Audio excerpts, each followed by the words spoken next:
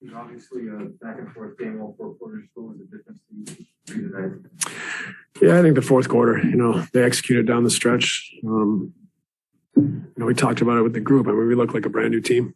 Guys never played together before as a group, and they look like a team that knew exactly what they're doing. And that's the gap for our group, is to find that cohesion, that understanding, and be able to execute in those situations. So to me, that was the difference. Lots of good basketball from our group, lots of great stretches, and plenty to clean up.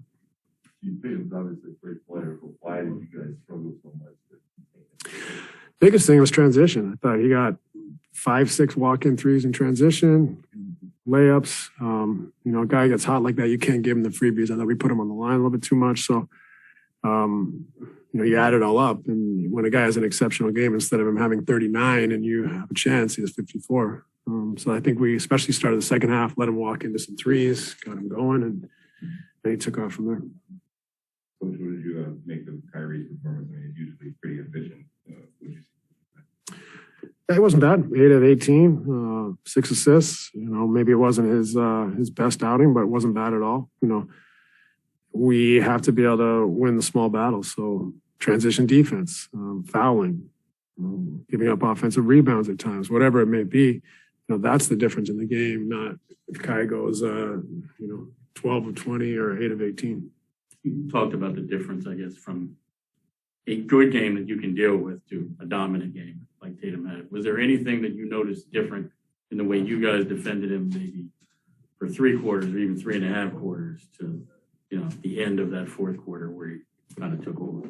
Yeah, like I said, I think it was a lot of, we got him going by not matching up in transition. That got him going. That got him open shots. That got his confidence going. And, from there, and I think even in the fourth quarter, we made a few mistakes that gave him open looks. He's got to earn everything. I don't think he had to earn it all tonight. Did you have an update on Cam? No.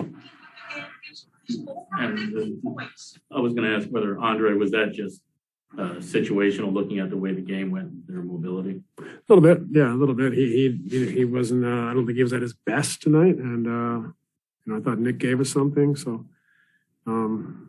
the next game Andre could play 30 minutes. So our opinion of Andre doesn't change. Just tonight we thought Nick was doing a little bit better job and having more of an impact. You mentioned the gap between where you guys are and where they are. Mm-hmm. Is there any way to fill that aside from going out and playing in games? No, I mean, it's film sessions, it's walkthroughs, and it's playing games. You can't cheat experience. You can't cheat common experiences. Our guys got to know what spots they're in, what positions they're in.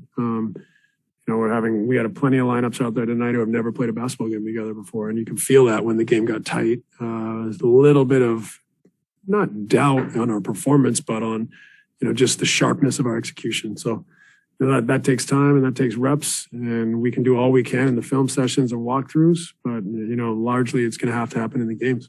How concerning is it then? This is twofold. One, when you may only have perfect world, maybe 3 games or whatever with your big 3 together. And secondly, I guess, how much importance now are you putting on Charlotte when you look at the standings? You guys are losing record and flat-footed tie with Charlotte going into their game. Yeah, of course we want to win all these games, but the most important thing I think is also to improve here. If we stay in the play-in, and we're improving, that's all that really matters. So we can't complain about our play. This is where we are. We've had no time together, and we're trying to put a team together without one of our all-star players who's not here. So it takes time, and we can't cheat that. I thought the guys played really well for large stretches, lost the fourth quarter. I'd never been in that situation as a group collectively, and we didn't get it done. But it's growth. It's an experience. We can put this in the bank for the next time we play a close game, and win or lose, we'll be a little bit better for it, and then we'll just keep growing.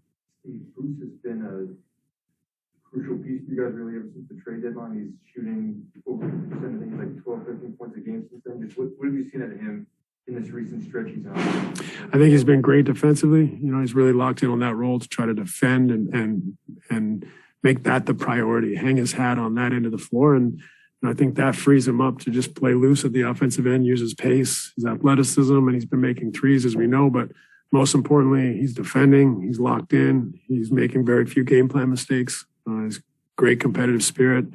And then offensively, he's found a little bit of freedom just with his speed and athleticism to play off the other players. You have enjoyed the 25,000 point club today as a Hall of Fame player yourself. How do you put into context his ability to continue to get better? Kevin's incredible. I mean, I could sit here for an hour talking about Kevin Durant and the ability, the sacrifices, the resilience, the passion for the game. That's what you see out there. You see, obviously, someone that has gifts, but someone who has worked, to master and to refine those gifts endlessly. And he's come back from some big injuries and continued to play at an equally high level every single time, even well into his 30s here.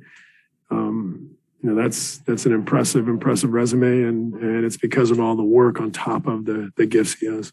Thanks, Steve. All right, thanks, guys.